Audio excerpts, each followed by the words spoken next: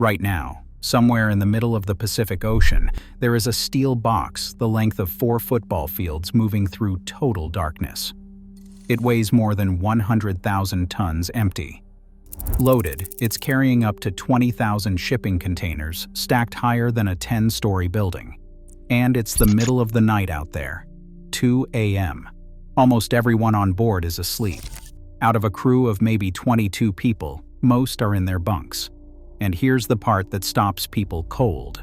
The nearest other human being who isn't on that ship could be more than 1,000 miles away in every direction. In some stretches of the Pacific, the closest people to you aren't on land at all. They're astronauts on the International Space Station, passing about 250 miles overhead. So who's steering the ship?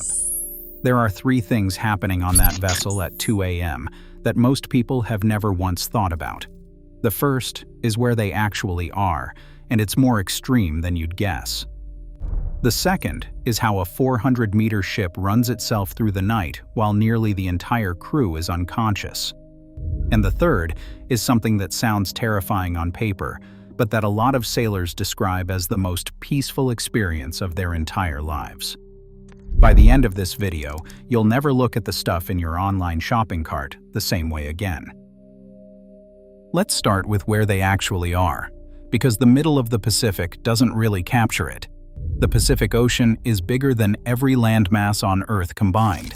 There's a spot in the South Pacific that sailors and scientists call Point Nemo. It's the single most remote place on the entire planet. The nearest land is 1,670 miles away. That's roughly the distance from New York to Denver, except in every direction, and all of it is open water. When a ship crosses through a region like that, the closest human beings really can be the astronauts on the space station, because the ISS is only about 250 miles up, and the nearest coastline is more than 6 times farther than that. Now here's what most people don't realize. Out there is no phone signal. None. Your cell phone becomes a camera and nothing else. The only way that ship talks to the outside world is through a satellite link bouncing off hardware in orbit. No corner store, no Coast Guard station around the bend. If something goes wrong at 2 a.m., the nearest help could be a full day away at flank speed. So the ship has to be, in every sense that matters, its own little planet. Which brings us to the obvious question. If everyone's asleep and there's no one for 1,000 miles, and there's no autopilot pulling over to a rest stop out here, then how is a ship this size not just drifting into disaster? The answer is the second layer of this story, and it's genuinely clever. The ship is never actually unmanned. Even at 2 a.m., there is always someone awake on the bridge. Merchant ships run on a system called the Watch. The crew splits the 24-hour day into blocks, and the classic setup is 4 hours on, 8 hours off. So one officer stands the bridge from 8 to 12, the next takes 12 to 4, the next takes 4 to 8. And it rotates like that, all day and all night, forever, for the entire voyage. Nobody's day ever really ends. It just pauses. The 2 a.m. slot falls inside what sailors call the graveyard watch, midnight to 4 in the morning. Ask anyone who's done it, and they'll tell you it's the hardest shift on the ship. Your body is screaming at you to sleep. The bridge is nearly silent, and your job is to stay sharp for 4 straight hours while staring into a wall of black ocean. And here's a detail almost nobody knows. At night, the bridge is kept dark on purpose. No overhead lights. The instrument panels glow a dim red instead of white, because red light doesn't wreck your night vision the way white light does. So the officer of the watch is standing in near total darkness, eyes adjusted, watching the sea and the screens. It looks like something out of a submarine movie. It's not for the mood. It's so a human can actually see a small fishing boat with no lights on before the ship runs it down. But that officer isn't steering by hand. This is where it gets interesting. The ship is running on autopilot, holding a programmed course down to the fraction of a degree. Surrounding that officer is a stack of technology that most people have never heard of. There's ECDIS, an electronic chart that shows the ship's exact position on a live map of the entire ocean floor. There's radar constantly sweeping the horizon for anything solid. And there's a system called AIS, which broadcasts the ship's name, size, speed, and heading, while picking up the same broadcast from every other ship for miles around. So even alone in the dark, the officer can see the name and course of a tanker that's still 40 minutes from crossing their path. Now, here's the part that surprises people the most: the engine room. At 2 a.m., there is usually nobody down there. A modern cargo ship's engine is not like a car engine. It's a two-stroke diesel the size of a 3-story house, burning well over 100 tons of fuel on a hard day at sea, and it runs continuously. Out in the middle of the ocean, you do not shut it off. There's no coasting, no idling in a parking lot. It just runs, hour after hour, for days. And yet the engine room sits empty at night. That's not neglect. It's a certification called UMS, or Unmanned Machinery Space. The entire engine room is wired with hundreds of sensors watching temperature, pressure, oil, coolant, and vibration. If anything drifts even slightly out of range, an alarm doesn't just sound in the engine room. It goes off on the bridge, and it goes off in the cabin of the duty engineer, who is asleep in his bunk.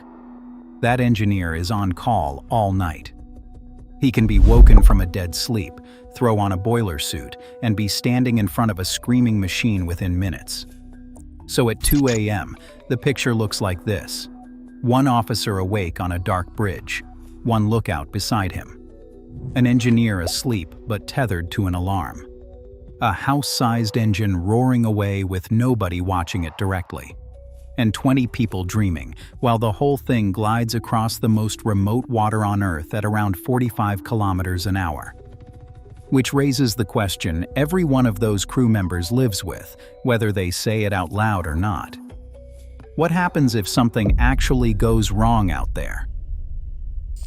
Let's picture it. It's 2 a.m.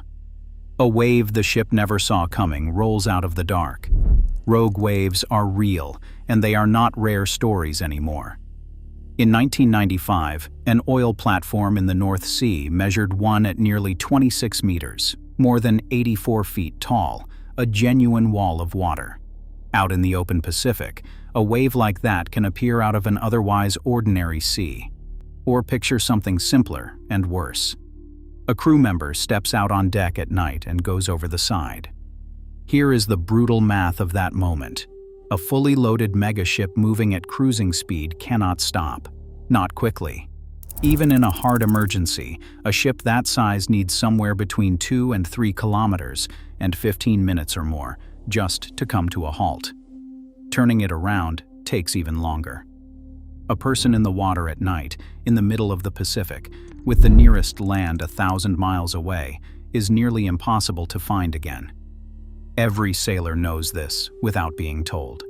It's why the #1 rule on deck at night is brutally simple. One hand for the ship, one hand for yourself. You never stop holding on.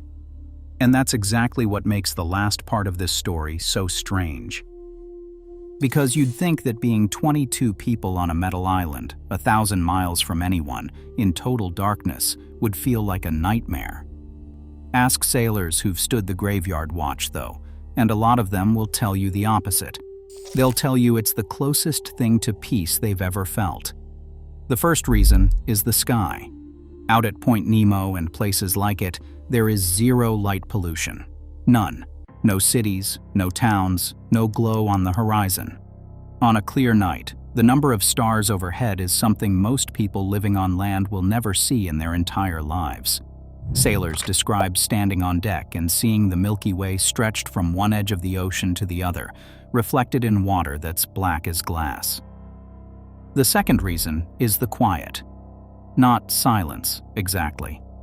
There's the low, endless hum of the engine somewhere beneath your feet, and the hiss of the bow cutting water. But there are no cars, no notifications, no noise from other people, nothing pulling at you, just the ship, the ocean, and the stars moving through the most remote place a human being can be. So the next time a package shows up on your doorstep, remember where it came from. Somewhere out there, right now, in the dark, a handful of people are awake on a steel island in the middle of the biggest ocean on the planet, carrying your stuff across the world while the rest of us sleep. And most of them wouldn't trade that 2 a.m. sky for anything. Now, I want to hear from you. Could you do it? 4 hours alone on a dark bridge, 1,000 miles from land, in the middle of the night. Drop a yes or a no in the comments. And if you learned something today, hit like and subscribe. I'll see you on the next On.